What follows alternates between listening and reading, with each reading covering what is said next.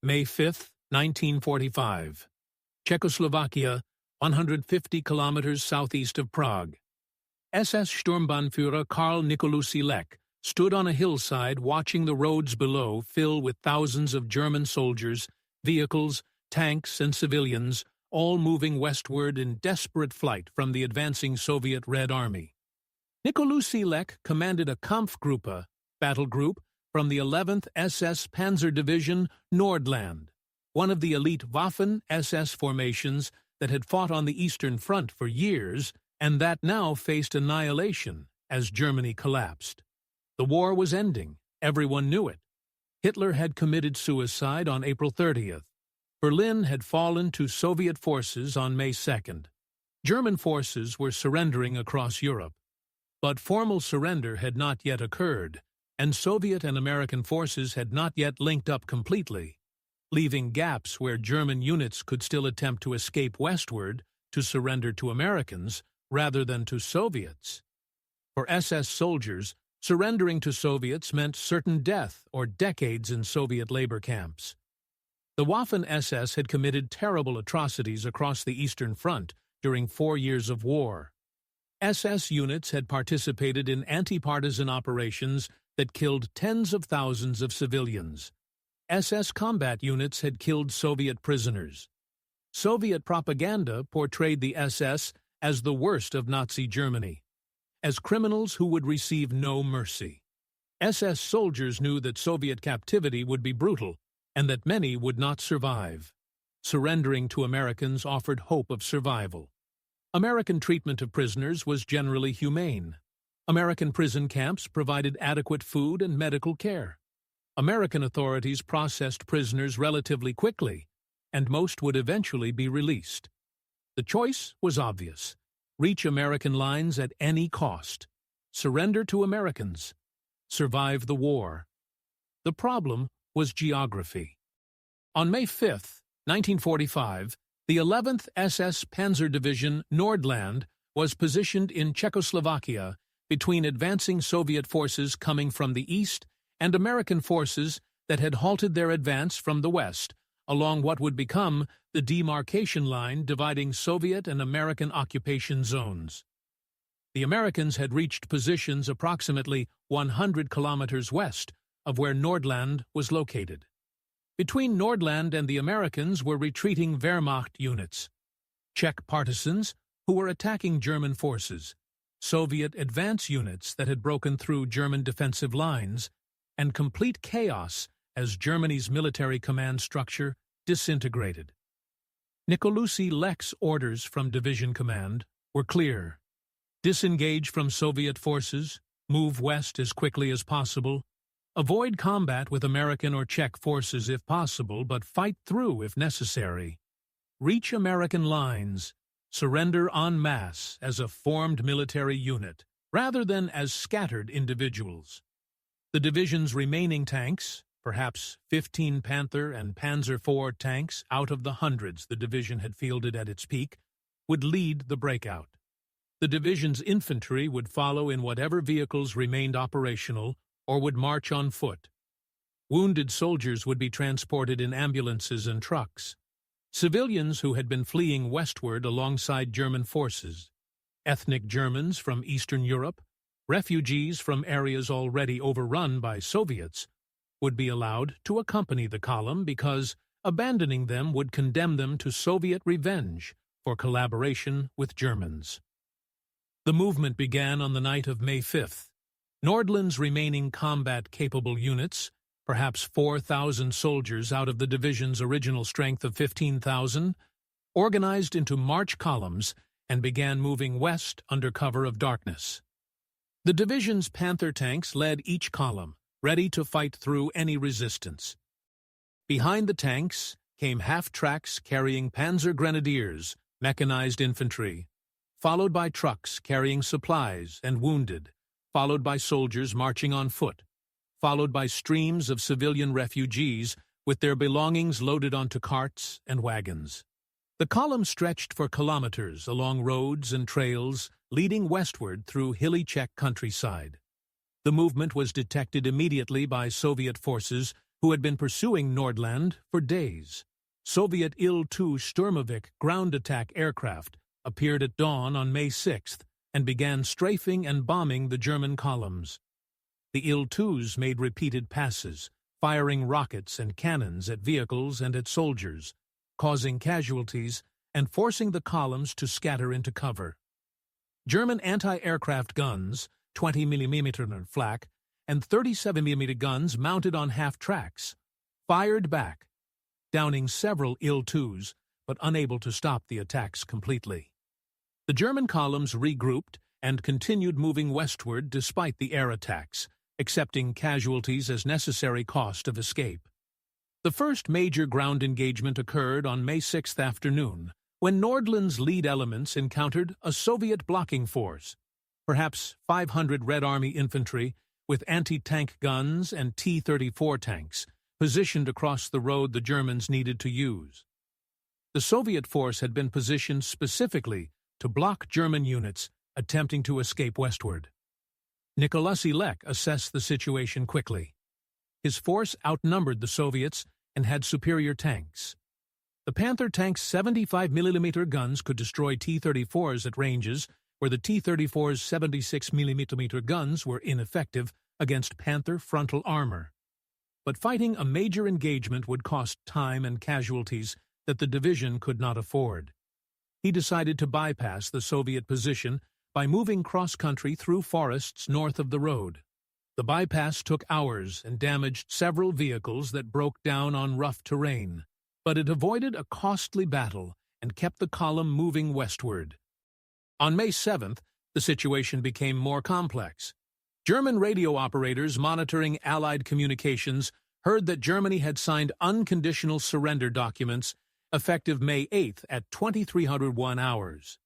After that time, all German military operations would cease, and all German forces would surrender to whoever controlled the territory where they were located. For Nordland Division, this created desperate time pressure. They had less than 24 hours to reach American lines. If they were still in Soviet-controlled territory when the surrender became effective, they would be forced to surrender to Soviets. The division's commanders pushed the men harder, demanding that they march through the night of May 7th and 8th without rest, that they abandon non-essential equipment and vehicles to move faster, that they leave stragglers behind rather than slowing the main column. The goal became reaching American lines before midnight May 8th, regardless of cost. The march on May 7th and 8th was chaos and desperation. Soviet forces were attacking from the east and from the flanks, trying to cut off the German column and to force its surrender. Czech partisans were attacking from hiding, ambushing isolated German vehicles and murdering any Germans they could catch. The German column was disintegrating as units became separated, as vehicles broke down and were abandoned, as exhausted soldiers could not keep up with the pace and fell behind. But the hard core of the division, perhaps 2,000 SS soldiers and the 15 remaining tanks, kept pushing westward, fighting through resistance when they encountered it and bypassing when possible. On the morning of May 8th, reconnaissance elements from Nordland made contact with American forward positions near the town of Suchito in western Czechoslovakia. The Americans were from the 2nd Infantry Division, U.S. 3rd Army under General George Patton. The American forces had halted their advance days earlier under orders from Supreme Allied Commander Eisenhower, who had agreed with Soviet leadership about demarcation lines dividing American and Soviet occupation zones. The Americans were not advancing further east and were under orders not to accept surrender of German forces that properly belonged in the Soviet zone. But the situation on the ground was fluid, and local American commanders had some discretion about how to interpret their orders. When thousands of German SS soldiers and tens of thousands of German civilians arrived at American lines begging to surrender rather than being turned over to Soviets, American officers faced difficult decisions about what to do. The American response varied by location and by the individual commanders involved. Some American units refused to accept German surrenders and directed German forces to move east and surrender to Soviets as the demarcation agreements required. Some American units accepted German surrenders but then transferred the prisoners to Soviet custody. Some American units accepted German surrenders and kept the prisoners in American custody, effectively protecting them from Soviet revenge. The outcomes for German soldiers depended largely on which American unit they encountered and on that unit's commander's interpretation of his orders and his personal feelings about whether SS soldiers deserved protection or deserved to be handed over to Soviets for punishment. Nicolaus Lech and the Nordland Division elements that reached American lines near Suchet on May 8th were fortunate. The American battalion commander they encountered was willing to accept their surrender and to keep them in American custody, rather than transferring them to Soviets. The American officer's reasoning was pragmatic. The war was ending. These German soldiers were offering to surrender peacefully. Accepting their surrender prevented further fighting and further casualties, and the political questions about which Allied power should take custody of surrendered Germans could be sorted out by higher headquarters later. The immediate priority was ending the violence and establishing order. The formal surrender occurred on May 8th at approximately 1800 hours, several hours before the official German surrender became effective. Nordland Division soldiers were ordered to stack their weapons, to park their tanks in designated areas, to remove their insignia and equipment, and to form into columns for transport to American prisoner-of-war camps. The approximately 2,000 Nordland soldiers who reached American lines that day complied with these orders, surrendering peacefully and without incident. They were exhausted, hungry, and traumatized from days of combat and from the desperate march westward. But they were alive, and they were in American rather than Soviet custody. They had achieved their objective. The fate of Nordland soldiers who did not reach American lines was far worse. Perhaps 2,000 additional Nordland soldiers were cut off during the westward movement and were captured by Soviet forces. These men were treated as war criminals. They were transported to Soviet prison camps where they faced brutal interrogation, inadequate food, hard labor, and high mortality rates. Many died in Soviet captivity during the immediate post-war years. Survivors were not released until 1955-56, when the last German prisoners were finally repatriated from Soviet Union. The experience of being captured by Soviets versus being captured by Americans was night and day different, validating the desperate efforts German soldiers had made to reach American lines. The broader context of German surrenders in May 1945 involved hundreds of thousands of German soldiers making similar calculations about surrendering to Western allies versus surrendering to Soviets. Army Group Center, commanded by Field Marshal Ferdinand Schörner, conducted fighting retreat westward from Czechoslovakia, trying to reach American lines. Approximately 900,000 German soldiers from Army Group Center surrendered to American forces in early May, though many were subsequently transferred to Soviet custody under the terms of Allied agreements. German forces in northern Germany and Denmark surrendered to British forces. German forces in Italy surrendered to American and British forces. German forces in Austria and southern Germany surrendered to American forces. German forces in Berlin and eastern Germany surrendered to Soviet forces. The pattern was clear. German forces went to extraordinary lengths to avoid Soviet captivity and to surrender to Western allies whenever geographically possible. The reasons German soldiers feared Soviet captivity were well-founded and based on both reality and on propaganda. The reality was that Soviet treatment of German prisoners was harsh. Soviet Union had lost approximately 27 million people during the war, including perhaps 8 to 10 million soldiers killed. Soviet territory had been devastated by German invasion and occupation. Soviet civilians had suffered terribly under German occupation policies that included mass executions, deportations, starvation, and destruction. Soviet desire for revenge against Germans was understandable and was manifested in harsh treatment of German prisoners. The propaganda component was that German soldiers had been told by Nazi authorities that Soviets would torture and kill all captured Germans, that surrender to Soviets meant certain death, that fighting to the death was preferable to capture.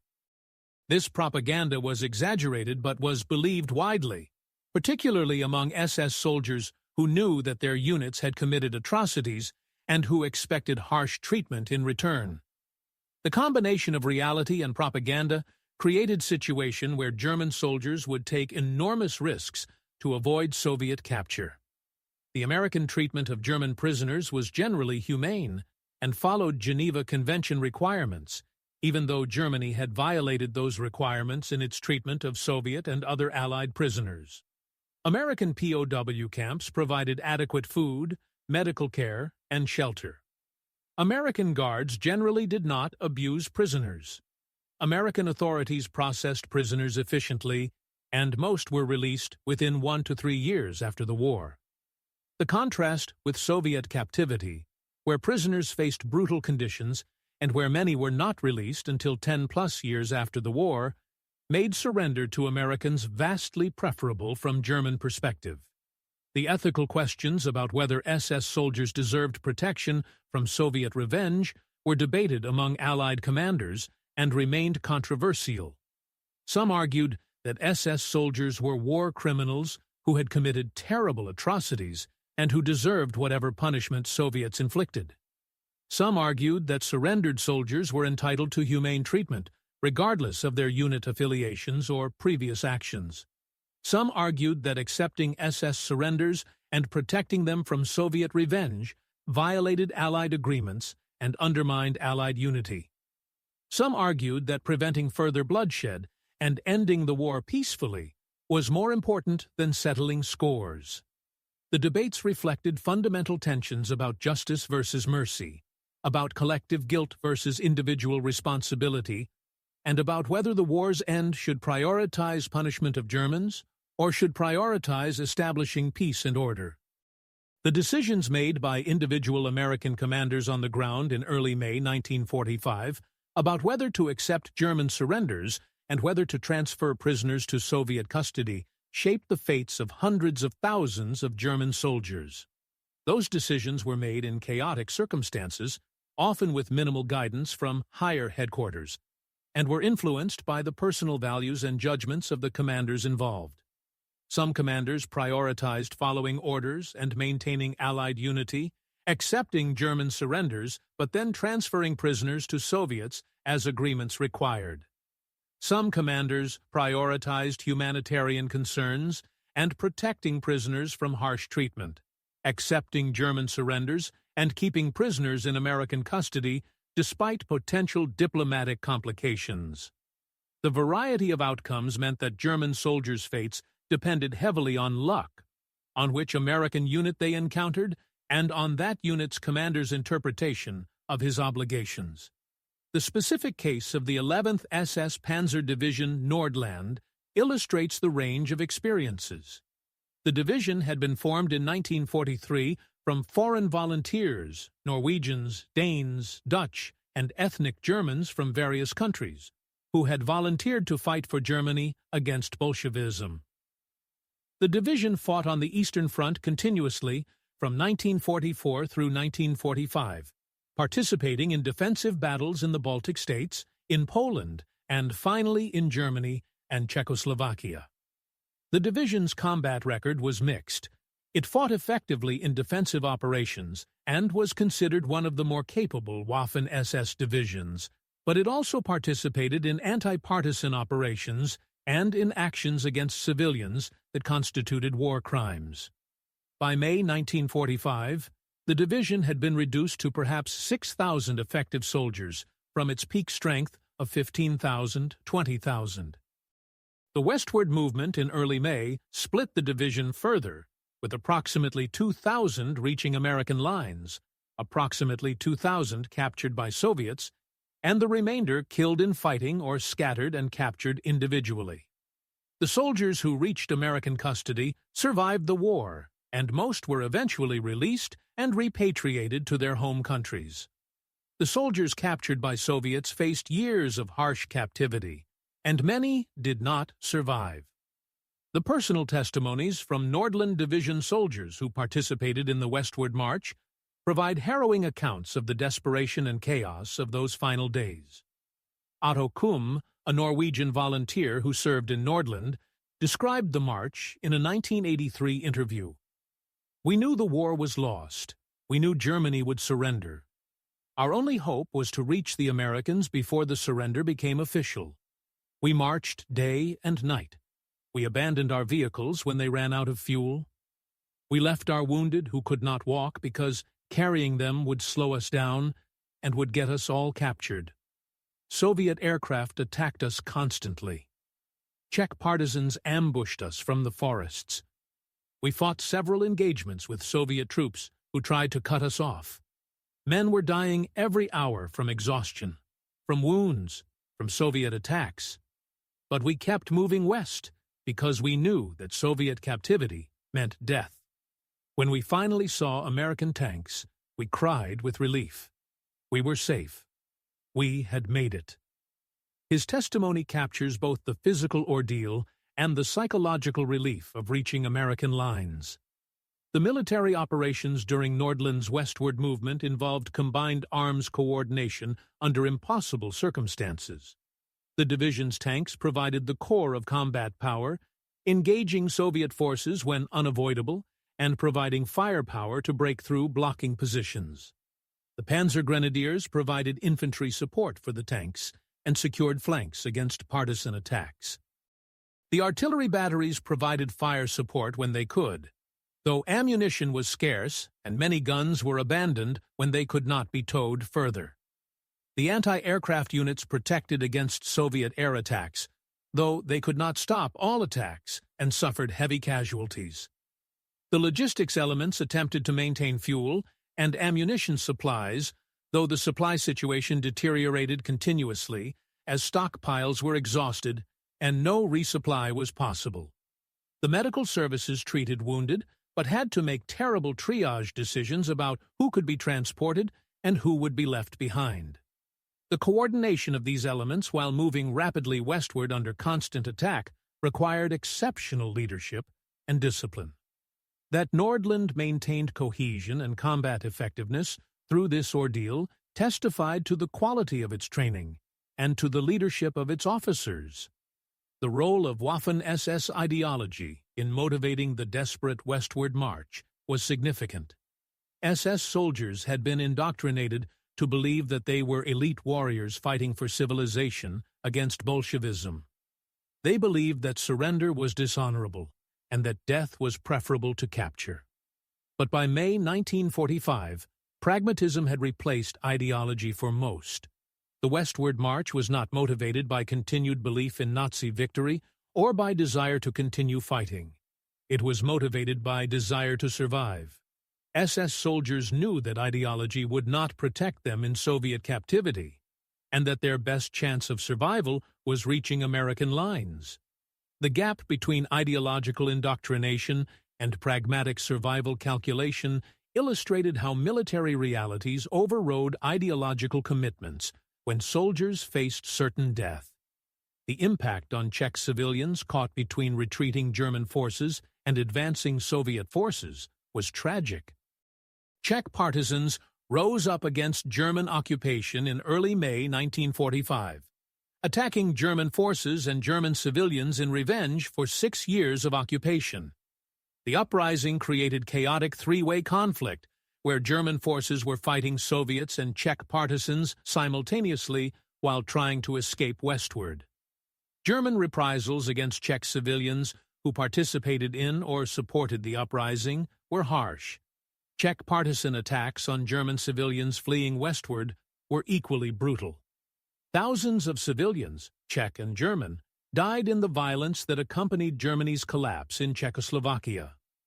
The Soviet advance through Czechoslovakia in early May involved multiple tank armies and mechanized corps racing westward to occupy as much territory as possible before the war's end. Soviet forces were under orders to prevent German units from escaping to American lines and to capture as many German soldiers as possible.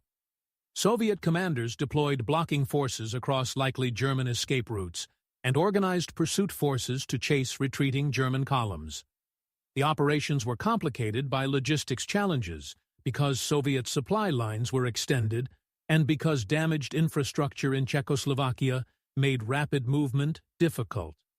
But Soviet numerical superiority and air power gave them decisive advantages. Most German units attempting to escape westward were caught and forced to surrender to Soviets, despite their desperate efforts to reach Americans. The American decision to halt their advance and to allow Soviets to occupy Czechoslovakia and eastern Germany reflected political calculations by President Roosevelt and by Supreme Commander Eisenhower. The decisions prioritized maintaining Allied unity and honoring agreements about occupation zones over military considerations, about controlling territory, or about protecting German prisoners from Soviet revenge. The decisions were controversial at the time and remained controversial afterward. General Patton argued that American forces should have advanced further east and should have occupied Prague and eastern Germany before Soviet forces arrived. Patton believed that halting the American advance and allowing Soviets to occupy those territories created post-war problems that would have been avoided if Americans had occupied them instead. Eisenhower disagreed, believing that honoring agreements with Soviets and maintaining Allied unity was more important than territorial control. The debate reflected broader tensions about post-war planning and about whether to prioritize defeating Germany or to prioritize positioning for post-war competition with Soviet Union. The fates of individual soldiers during the chaotic final days varied enormously based on small decisions and random chances. Hans Becker, a German SS soldier from Nordland Division, became separated from his unit during the westward march when his truck broke down. He attempted to catch up on foot but could not find his unit in the chaos. He encountered a small group of German stragglers who were also trying to reach American lines. The group walked westward for 2 days, avoiding Soviet patrols and Czech partisans, sleeping in forests, eating whatever they could scavenge. On May 9th, 1 day after the formal surrender, they encountered an American patrol. The American soldiers accepted their surrender and transported them to a POW camp. Becker spent 2 years in American captivity before being released in 1947. He returned to Germany and rebuilt his life. His survival depended on luck. If his truck had not broken down in the specific location where it did, if he had encountered Soviet forces instead of American forces, if he had been captured 1 day earlier or 1 day later, his fate could have been completely different. The statistics of German surrenders in May 1945 are imprecise because record-keeping collapsed during Germany's final chaos, but estimates suggest that approximately 1.9 million German soldiers surrendered to American forces. Approximately 1.3 million surrendered to British forces, and approximately 3.4 million surrendered to Soviet forces during the final weeks of the war. The approximately 1.9 million who surrendered to Americans generally survived, and most were released within a few years. Of the 3.4 million who surrendered to Soviets, approximately 1 million died in Soviet captivity from starvation, disease, overwork, or execution. The differential mortality rates validated the desperate efforts German soldiers made to reach American lines rather than surrendering to Soviets. The Cold War context that emerged almost immediately after Germany's surrender affected how German surrenders were remembered and interpreted. In the West, the story of German soldiers desperately fleeing Soviet forces and seeking protection from Americans was portrayed as evidence of Soviet brutality and as validation of Western values and humane treatment of prisoners. In the Soviet Union, German efforts to avoid Soviet captivity were portrayed as evidence of German war guilt and as proof that German soldiers knew they deserved punishment for their crimes. The competing narratives reflected the broader ideological conflict between Western democracies and Soviet communism that defined the Cold War. The personal dilemmas faced by German soldiers deciding whether to surrender or to continue fighting involved weighing immediate survival against uncertain futures. Surrendering to Americans offered good chance of survival, but meant accepting defeat and accepting consequences for having fought for Nazi Germany. Continuing to fight offered possibility of dying as soldiers rather than as prisoners, but meant near certain death, with little chance of affecting the war's outcome. Fighting to reach American lines before surrender became effective offered middle path, accepting inevitable defeat but attempting to control circumstances of surrender to maximize survival chances. Most German soldiers chose this middle path when possible, demonstrating pragmatic calculation about how to survive rather than ideological commitment to fighting to the death. The comparison between German soldiers' experiences in American versus Soviet captivity illustrates the enormous difference that Allied prisoner policies made to individual fates. American POW camps provided 3,000 calories per day, adequate medical care, male privileges allowing communication with families, and generally humane treatment following Geneva Convention standards. Most prisoners were released within 1 to 3 years. Work was voluntary or involved light labor. Mortality rates in American camps were under 1%. Soviet POW camps provided 1,500 calories per day, minimal medical care, no male privileges, and harsh treatment including beatings and forced labor. Most prisoners were held 5 to 10 years, and some were held longer. Work was compulsory and involved hard labor in mines, construction, or agriculture. Mortality rates in Soviet camps were 20 to 35%. The contrast made desperate efforts to reach American lines rational despite the risks involved. The international law questions about prisoner transfers and about Allied obligations to protect prisoners from harsh treatment by other Allied powers were complex and remained unresolved. The Geneva Convention required that prisoners be treated humanely by the power that captured them, but it did not clearly address whether prisoners could be transferred to other powers or whether the capturing power retained responsibility for prisoners after transfer.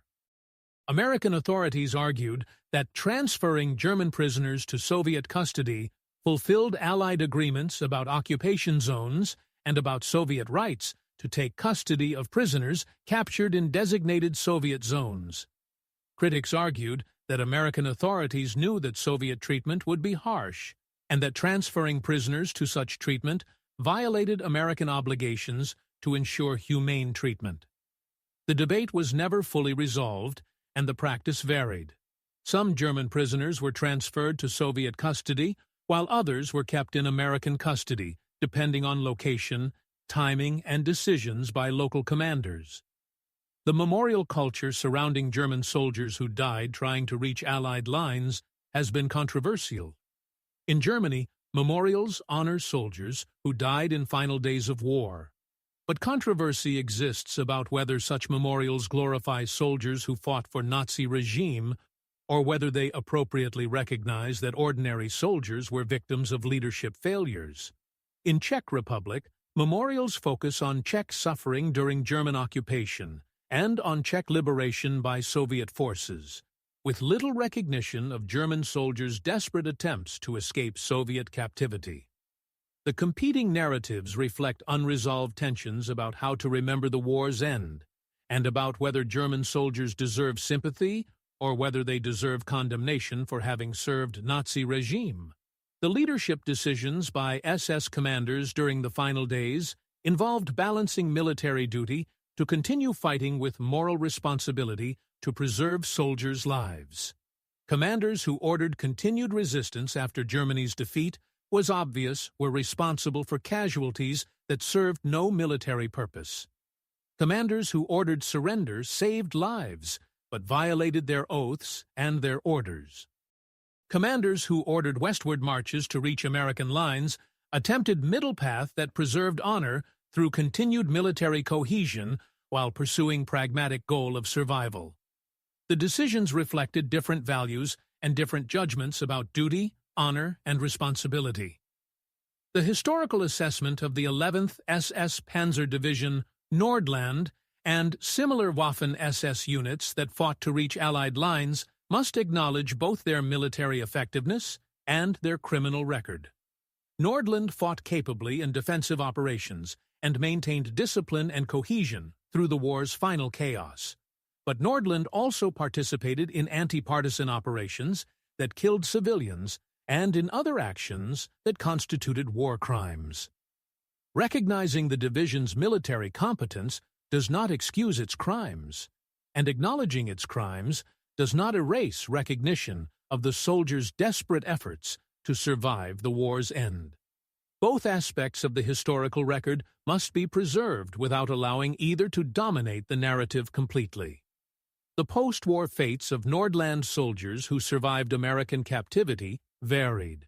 Most were released 1947-1949 and returned to their home countries. Norwegian and Danish volunteers faced prosecution in their home countries for treason, for having served in German military. Some were imprisoned, some were fined, some were stripped of citizenship rights. Ethnic Germans were absorbed into post-war Germany, where their SS service created difficulties in employment and social acceptance, but where the chaos of post-war Germany allowed many to disappear into anonymity. Some Nordland veterans remained active in veterans organizations and in right-wing political movements. Most attempted to forget their wartime experiences and to rebuild normal lives. The fates of Nordland soldiers who were captured by Soviets and who survived captivity were grimmer. Those released in 1955-56 returned to countries that had changed enormously during their decade in Soviet camps. Family members had assumed they were dead and had moved on. Employment opportunities were limited for men who had been gone for 10+ years and who lacked current skills. Physical and psychological damage from years of hard labor and malnutrition affected them permanently. Many struggled with alcoholism, depression, and inability to readjust to normal society. The costs of their service extended far beyond the war's end and affected them for the rest of their lives. Carl Nicolucci Leck, the Nordland officer whose perspective opened this narrative, survived American captivity and returned to civilian life in Austria in 1948. He worked as a schoolteacher and rarely discussed his military service.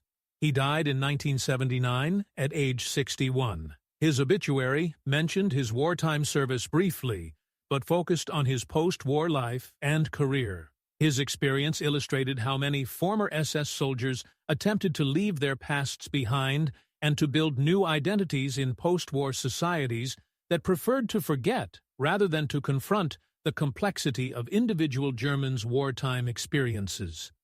The broader lessons from German units' desperate flights westward in May 1945 include recognition that soldiers faced with impossible situations make pragmatic choices about survival, that ideology breaks down when confronted with death, that leadership quality matters in maintaining unit cohesion under extreme stress, and that small decisions by mid-level commanders can determine life or death for thousands of soldiers.